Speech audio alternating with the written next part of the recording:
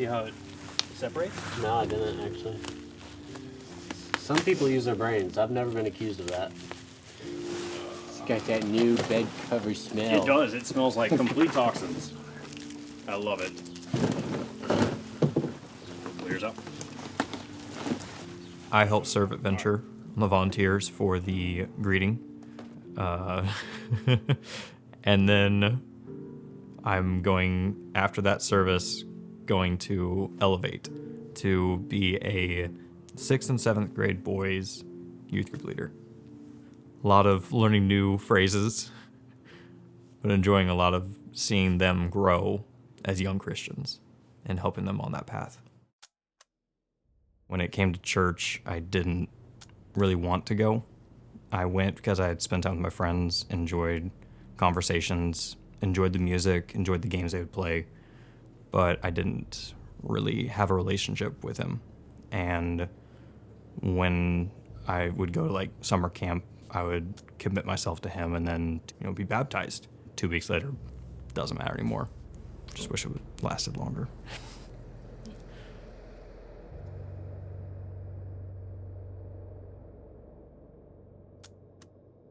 My grandfather was probably the best man I ever knew. He loved unconditionally, but always wanted your faith to be stronger than his. He would ask what your gifts are, and if you didn't know, he would hand you a card to a website that he made with his best friend to figure out your gift. And if you didn't respond back to him in a week, he would send you the link again, every time. When I lost my grandfather to cancer, I thought, there's no way you're real. Why would you take the one person on this earth that loved you more than anyone else and put him through this pain? Got tired of waking up early to go to church. Got tired of being hounded to always pray over every meal. That kind of peaked about 14 years old. I started drinking more.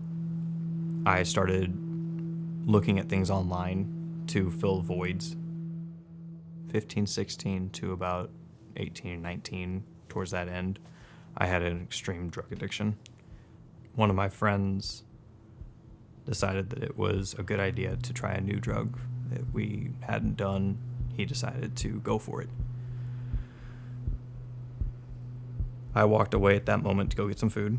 I came back and my friend was sitting over my other friend that had just overdosed entirely, and I had to use the only Narcan that we had, and it didn't matter. So I had to make the phone call to 911, tell them that he overdosed. They rushed over, hit him with another Narcan. It did nothing. Watching that sadly did not deter me from doing drugs. It spiraled me into a lot more.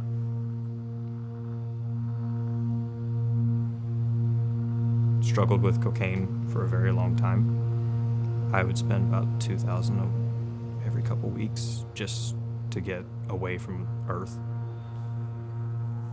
Was told by my best friend at that time, Blake, that he was diagnosed with cancer. I decided it was time to stop because I didn't want myself to be the one that he's burying while he's dealing with that. I kicked the habit as best I could. Still struggle with wanting it. Thankfully, have not gone near it. I have been 8 years sober from any drugs. So, yeah.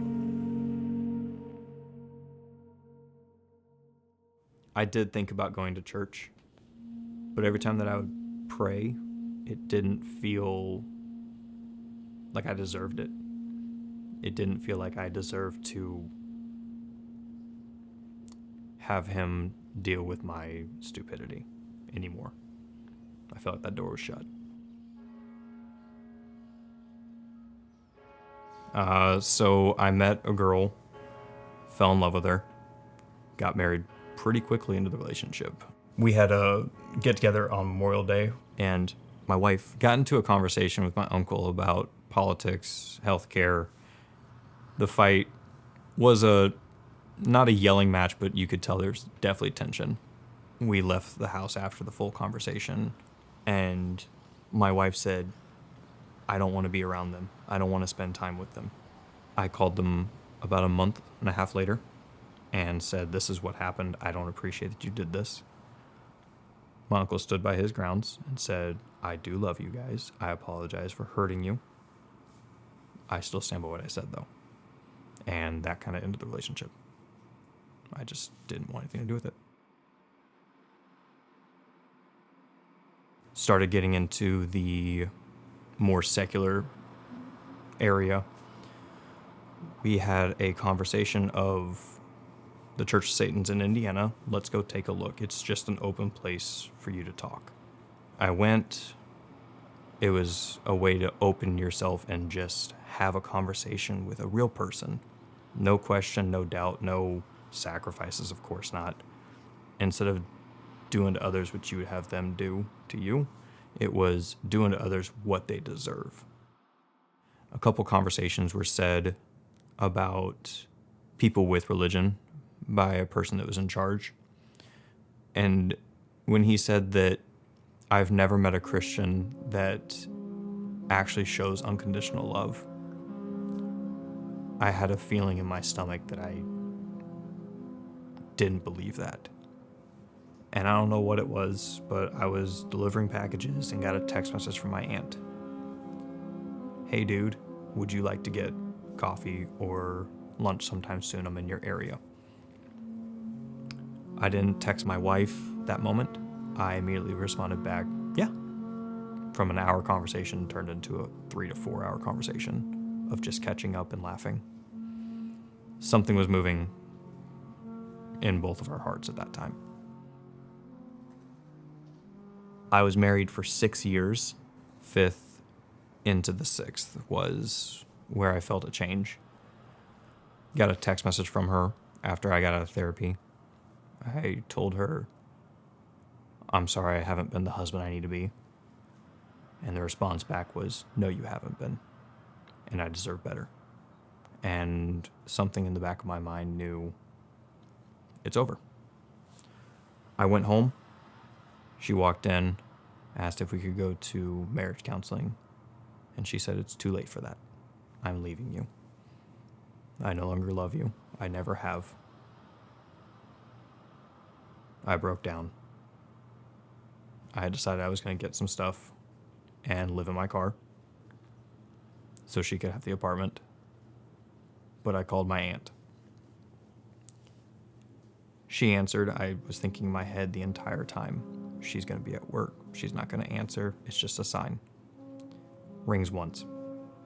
Hey, dude, what's up? Can I come over tonight? Yep, get over here as soon as you can. She opened the door, and I just lost it. I didn't know how to explain it to her. I was just quiet, just tears rolling down my face. Terrified of when my uncle walked in the door. He walked in the door and just hugged me. Hadn't spoken to him in 2 or 3 years. And he just hugged me. Told me, you have a place upstairs. You're not leaving your car. You're not going back.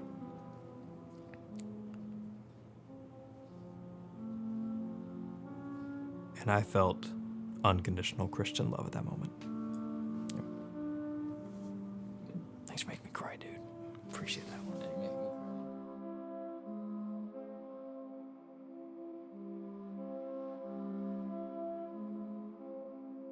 My uncle, he said, I'm not pushing you, but we go to church. You are welcome to come. And something in my body answered for me. What time we leaving? Started feeling a sense of freedom, but still something weighing me down. And I prayed about it. And I told him, I'm not the man I was when I was baptized before as a kid. I want to be rebaptized in your name. So I went downstairs, my aunt and uncle's house and asked my uncle, "Will you baptize me?" Prayed with my uncle before we went out, and then my aunt dropping for the first time in the entire relationship that I was her one. I had a feeling before when I got baptized as a kid, but when I came out of that water, nothing mattered for my past.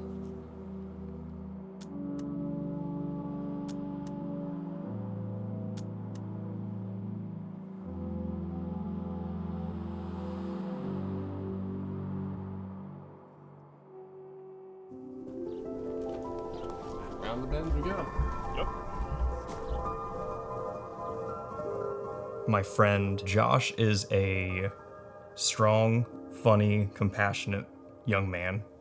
Haley and I always make the joke that he's our practice kid. He calls us mom and dad as a joke. Every time that he has a problem, he comes to us and just talks to us about it. When we worked at FedEx, I would call him almost Monday through Friday.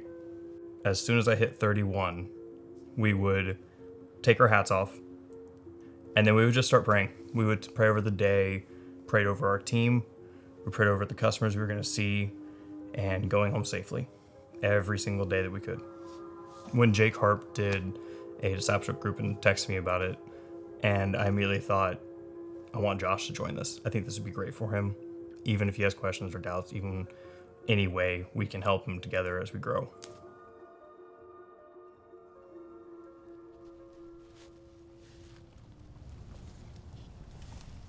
All right. Give me the highlight of your last year.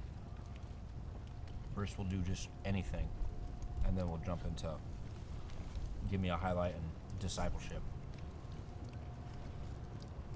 This group has helped a lot as far as having accountability and having something that feels constant.